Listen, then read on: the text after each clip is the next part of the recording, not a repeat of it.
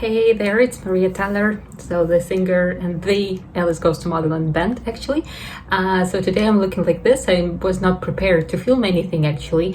But the thing is, I watched a really inspiring thing a few hours ago, which is a masterclass workshop, more like a panel talk actually, from Max Martin. In case you don't know who it is like the best, the most talented, and the biggest music producer of the world, of the universe. And you know his songs for sure, because think of any big hit from top 40 of any year, starting from 1996 or 7 when Backstreet Boys appeared. It would be him, like Show Me the Meaning of Being Lonely, Hit Me Baby One More Time, What Do You Want From Me, Adam Lambert, It's My Life, John Bon Jovi, God Is a Woman, Ariana Grande. We want some recent ones, let's say Blinding Lights, of course, The Weeknd. So everything you know, all the top of the Billboard. My universe, BTS and Coldplay, actually, he's one of the co-producers there. So he's my biggest hero and the biggest inspiration, and I just watched a talk with him, and it inspired me to tell you a little bit more about about just one story, how the first ever song was written by me. So I mean, not the first ever song, I mean how I wrote my first ever song, because this is super funny. The thing is, I'm not a music producer or anything, and I can't play any musical instrument, which really makes me feel very deeply connected to not Max Martin, but his teacher and good friend, Dennis Pop. It's another great producer, and the only thing Dennis Pop could play was PlayStation. So he was not a musician whatsoever, but he's one of the greatest producers of the time, and he also gave us this studio where Max Martin and many other great producers grew and developed. So the thing is, yeah, as I said, I can't really produce or write music or play anything, but many years ago, when I was still a little girl, and me and my friends, we had a cover dance team because we were very much into K-pop, and I was very much into all this, like agencies, production, things like that. And one day in the evening, inspiration hit me. And I was like, oh my God, I'm gonna write a song. And I wrote a song. This first ever song, actually, why I'm telling you about it, because it made its way to become a real production, a real thing. It's the song Enemy. It's the last one on our first album, Gemini. At first it was very different. So I just wrote those lyrics. It was super stupid because I was thinking of a really stupid pop song for a girl band. And it was something about like, hey boy, treat me right, because if you don't, you're gonna be my enemy, okay? So zig-zag, that's that kind of thing. If you want to be my lover, so that sort of thing. So, but the melody was the same, just lyrics were really stupid. So I came up with those lyrics in the evening, as I said, and going to bed, I decided that when I wake up, the first thing I do, I will open my laptop and write instrumental to this, because what can stop me? What can go wrong? Surprisingly, that's exactly what happened. The next morning, I woke up without even having breakfast or brushing my teeth or anything. I opened my laptop. I had only one music production program there pre-installed. It's called Mixcraft, and this program is more for DJs rather than for music producers.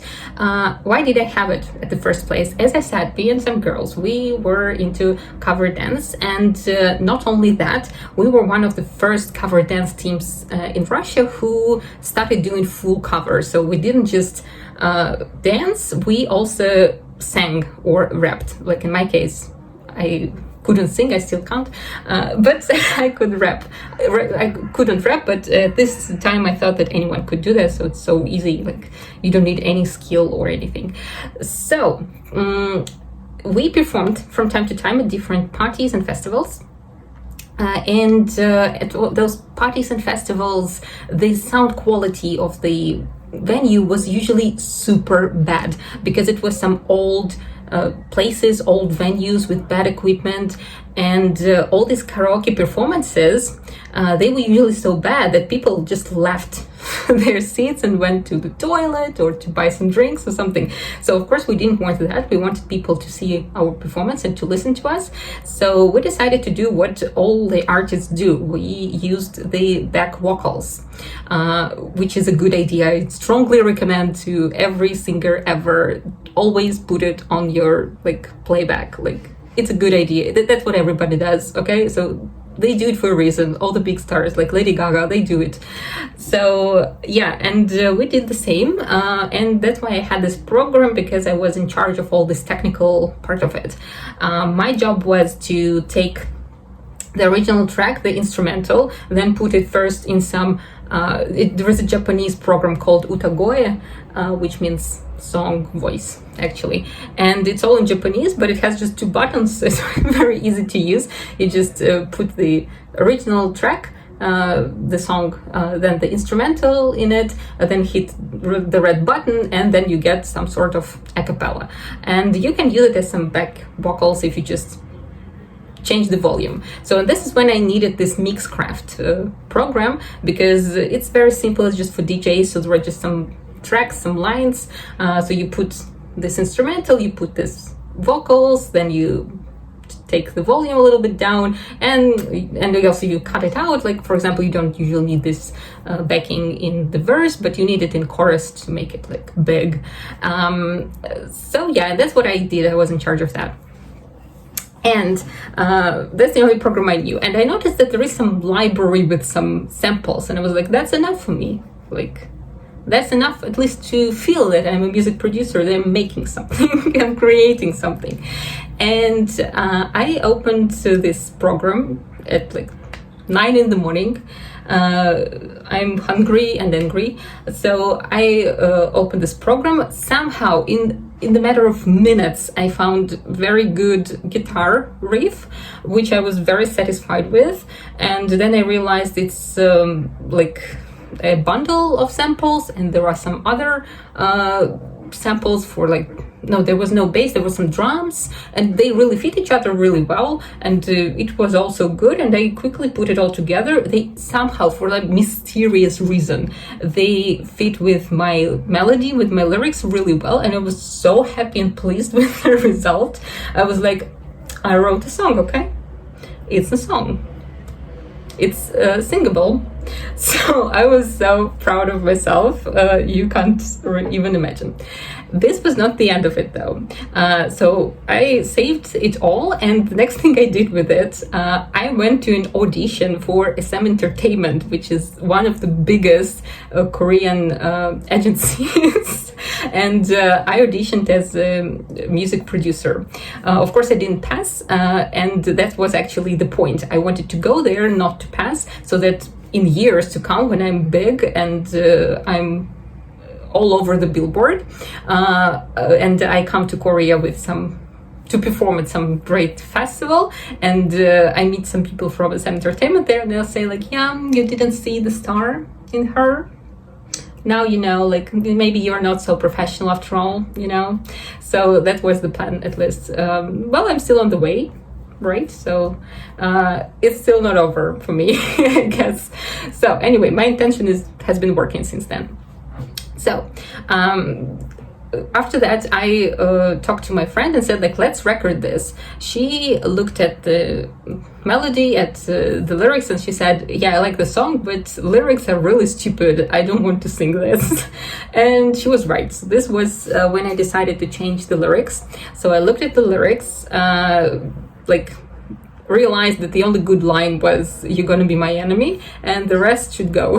So, and that's what it did. So I really abandoned the whole thing. So it's literally the only line that stayed: "you're gonna be my enemy." And I wrote the new lyrics to the same melody, to the same instrumental, and then with already other friends of mine, we actually not only recorded it, but we also were selling it. We decided to deliver it to like some marketplaces like Apple Music and stuff, so it was there for a while, but we were using such a distributor that takes it down after a while if you don't pay them every year. So you have to pay every year a certain amount of money so that your track stays in those shops.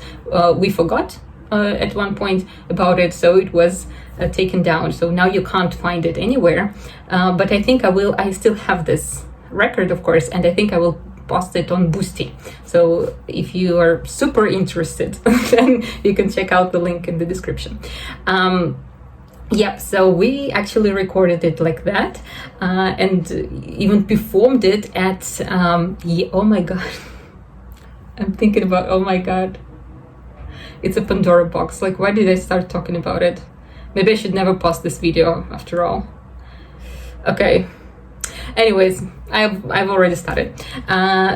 So we actually performed at some K-pop festival because the organizer of this festival is our good friend, so she let us perform our own song, not a cover, and it was so fun. So I even made, I did everything. So I wrote the instrumental, I like did the recording production, because I was giving instructions, to my girls, like what to do. I wasn't singing at this first version, actually I was just rapping, because back in the day I didn't sing at all.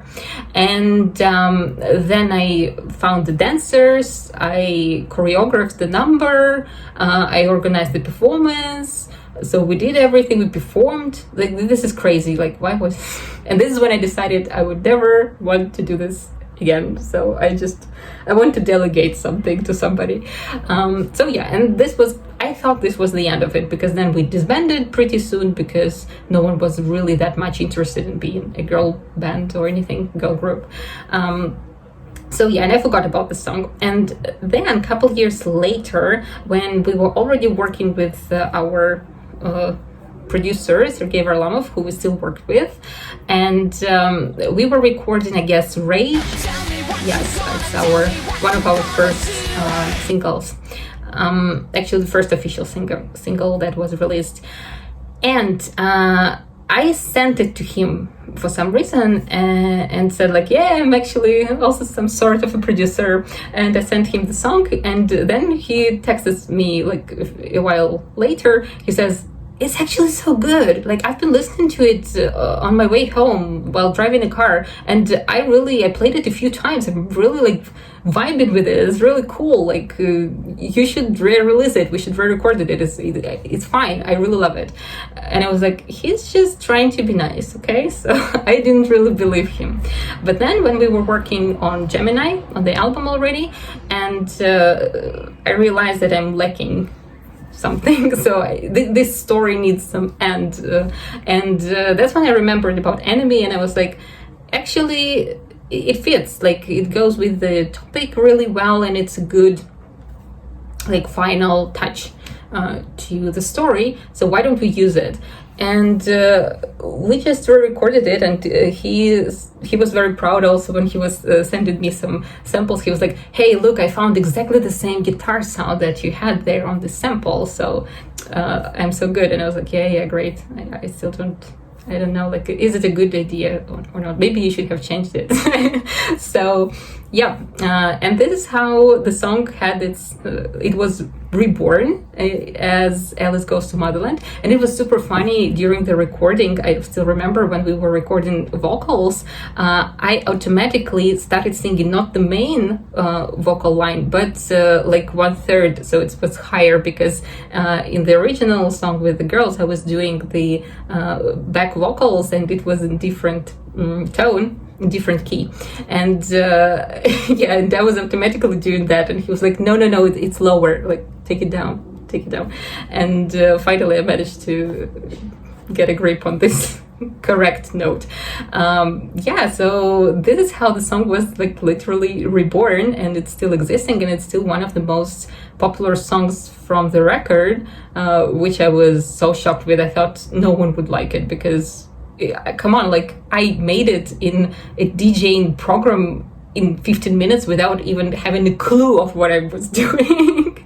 So the moral of the story, if you feel inspired, go with it. like it will lead you somewhere, and it can turn out to be a great song, and you can be somebody someday. So yeah, that's it. That's all I wanted to share. I hope you enjoyed my story. Let me know in the comments. Yeah, this one is in English because I don't know why. Because it's easier for me to talk about things like that in English, I guess, already at this point. So I will do Russian subtitles, hopefully.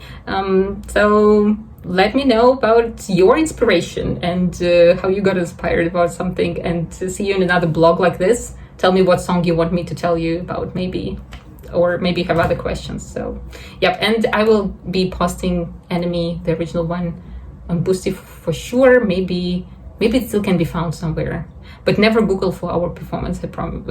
I'm begging you. I promise it is bad. So okay, why did I even tell about it? Maybe I will cut it out when editing. I don't plan to edit it though. I want to just post it like this. So, well, we will see about it. Thanks for being here with me, and thanks for subscribing to Alice Goes to Motherland and listening to our songs.